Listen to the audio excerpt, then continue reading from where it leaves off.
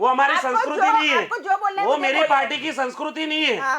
वो आपको मेरी मुझे पार्टी की जो बोलना संस्कृति है नहीं है, बोलो, वो मेरी मुझे कोई पार्टी की फर्क नहीं संस्कृति पड़ता नहीं है। है। आपने मैं माननीय मैं स्मृति नहीं, ईरानी मैं जी को बचकानी क्या बातें बोला है, पागलपन मुझे नहीं पता है। करूंगा। आपने मुझे हमारी मालूम महिलाओं को है क्या बोला है, कि हमें पता है। महंगाई को कम करने आपने के आपके RSS पास विंग की कोई उपाय महिलाओं को नहीं क्या है। बोला है, ये ये भी दोनों हमें कम पता हो है। भारतीय जाएंगे। जनता पार्टी के ये बंद नेताओं कम के होगी। पास महंगाई के कोई सुझाव नहीं है।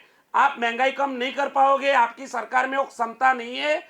आप देश को गुमराह करके सत्ता में आए अच्छा, हो, generic वो मुझे medicine पता क्यों? है। किसी को medicine मिल आपके रही पास है, ऐसे किसे कोई मिल रही है सुझाव भाई साहब, सूचन उसका नहीं price है, क्या है, देख इसके लो। लिए मैं अच्छी तरह समझ मिल्क के सकता हूँ स्टैंड का प्राइस कि क्या जो है, बात देख लो। आपके हाथ में दालों नहीं के है प्राइस क्या उस है, पे आप देख लो। डिबेट नहीं कर सकते। गैस के आपके बॉटल का पास जो प्राइस क्या सूचन है, वो सुझाव आप नहीं देख है लो।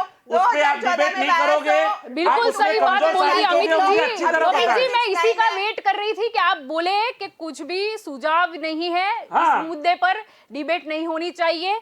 अब टाइम आ चुका है मेरा बोलने का, आप लोग ने बहुत बोल लिया। अब शायद जनता भी ये सोच के बैठी है कि आप ये तो बोलो कि भारत में तेल के दाम कैसे तय होते हैं। ठीक है, आप पूरी साइकिल बता सकते थे, इसमें आपको बोलने का मौका था। आप अपनी बात पूरी साइकिल समझा के भी रख सकते थे कि किस तरह से जो दाम है वो बढ़ता है, कच्चा तेल आता है, फिर टैक्स से लेके पूरी प्रोसेस समझा सकते थे। आप विकल्प के बारे में चर्चा कर सकते थे, प्रोस कॉन्स दोनों के बारे में आप बोल सकते थे कि सुझाव जो है उसका इम्प्लीमेंटेशन में क्या क्या प्रॉब्लम्स फेस होती है या फिर कितना समय लगेगा, ये सब चर्चा करनी थी। लेकिन चर्चा तो कहीं और ही चली गई।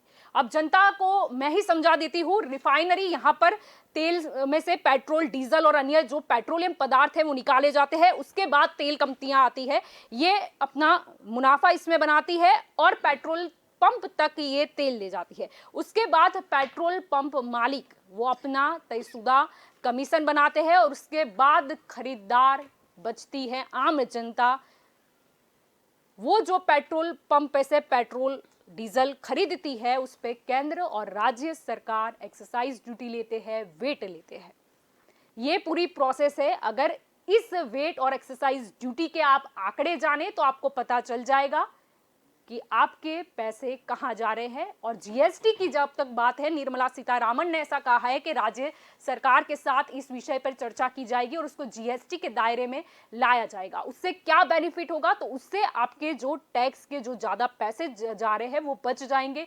ये एक अच्छा विकल्प हो सकता है, लेकिन इसका इम्प्लीमेंटेशन कैसे होगा वो तो अभी सोचा ना जाए तो ही अच्छा है। क्योंकि आप देख रहे हो कि यहाँ पे डिबेट पे भी भाजपा और कांग्रेस एक दूसरे पर इस मुद्दे पर, पेट्रोल डीजल के मुद्दे पर चर्चा करने की बजाय झगड़ा कर रहे हैं। तो ये जीएसटी की जब बात चलेगी तो वहां पर क्या हंगामा होगा। इसके सिवाय हमने आज बात की कि केंद्रीय पेट्रोलियम मंत्री धर्मेंद्र प्रधान ने मतलब बहुत साफ साफ कह दिया कि पेट्रोल डीजल के दो बढ़ते दाम है, उसके पीछे की वजह क्या है कि ईंधन का उत्पादन कम हो गया है। यानी ओपेक की बात करें, अब ओपेक क्या है वो भी मैं आपको बता देती हूँ। यानी कि तेल उत्पादक जो देशों के संगठन है, ठीक है, उन्होंने तेल का उत्पादन कहीं ना कहीं ज्यादा मुनाफा करने के लिए कम कर दिया था, जिसकी इंपैक्ट पड़ी है। जैसे कि हमारा जो देश है वो भी बाहर से लेता है, ठीक है, तो उसके दाम बढ़ गए हैं। वो दाम बढ़े, उसके अलावा जो पेट्रोलियम मंत्री है धर्मेंद्र प्रधान ने, उन्होंने दूसरी बड़ी वजह बताई कि कोरोना महामारी के जिसमें मतलब सब कुछ बंद था। यानी कि जो सरकार की टैक्स की आय थी, ठीक है, वो भी काफी कम हो गई थी और कुछ क्षेत्र में तो नहीं के बराबर हो गई थी। यानी उन्होंने साफ तौर पर ऐसा कह दिया कि हम जो ये टैक्स होते हैं, हमारी जो राजस्व है उसका ज्यादातर हिस्सा इसी से आता है। यानी पेट्रोलियम जो पैदाश होती है उसी से आता है। हमें विभिन्न कार्य करने होते हैं, इसीलिए केंद्र और राज्य सरकार टैक्स एकत्र करती है। यानी कि आपको शायद मेरी शुरुआत याद होगी दंगल देश का, कि आज मैंने शुरुआत की तभी मैंने आपको बोला कि सत्ता पक्ष हो या विपक्ष हो, तेरी भी चूप और मेरी भी चूप। ये क्या होता है, ये होता है पेट्रोल और डीजल के मुद्दे पे जब बात आती है, केंद्र में भले भाजपा की सरकार हो, राज्य में कहीं ना कहीं आप है, कहीं कांग्रेस है, कहीं दूसरी पार्टियां भी है, उनको भी ये चीजें अफेक्ट करती है। यानी कि टैक्स कम करने के बारे में आप ऐसा सोच रहे हो कि ये पार्टी हो तो शायद टैक्स कम हो जाता, तो ऐसा नामुमकिन है। और मैंने शुरू में भी कहा था कि जनता को तो रोना ही है। रोना ही क्यों है, जब मुद्दे की बात हो तो आप सुनेंगे कि मोदी जी के सूट पे चली गई, राहुल गांधी अनमैरिड है वहां पर चली गई, फिर हमको सीरियल दिखाई जाती है। यहां पे जो बात करनी है वो बात की नहीं जा रही है। तो मेरे को जितना बताना था आपको, मैंने आपको बता दिया, समझा दिया। अब आशा तो यही रखते हैं कि शायद पेट्रोल डीजल के भाव में जीएसटी आ जाए, या तो फिर दूसरे भी कई विकल्प है। लेकिन वो जो प्रोजेक्ट्स जो सद्दा जी ने भी गिनवाए थे वो तो काफी साल लग जाएंगे उसमें, और उसके बाद भी वो ऊर्जा है वो भी फ्री में तो मिलने नहीं वाली है, वो भी आप सोच लीजिए। यानी कि पेट्रोल और डीजल की कीमत में आज हमारे साथ जुड़े थे भाजपा में से श्रद्धा राजपूत हमारे साथ जुड़ी थी, कांग्रेस में से अमित नायक जुड़े थे, आप में से जगदीश पटेल जुड़े थे। आप सभी के न्यूज़ पर आए उसके लिए आपका शुक्रिया। और आप आशा रखते हैं कि दूसरे कोई मुद्दे पर आपको बुलाया जाए तो आप मुद्दे से ना भटके, क्योंकि आप अपनी पोल खुद ही मतलब खोल देते हो। तो पेट्रोल डीजल की कीमतें क्यों बढ़ती है, उसके दाम कैसे तय होते हैं, वो तो मैंने आपको बता दिया। अब देखते हैं कि पेट्रोल और डीजल में राहत कब और कैसे मिलती है। तो दंगल देश का में अभी बस इतना ही। ज्यादा जानकारी के लिए आप जुड़े रहे के न्यूज के साथ। नमस्कार।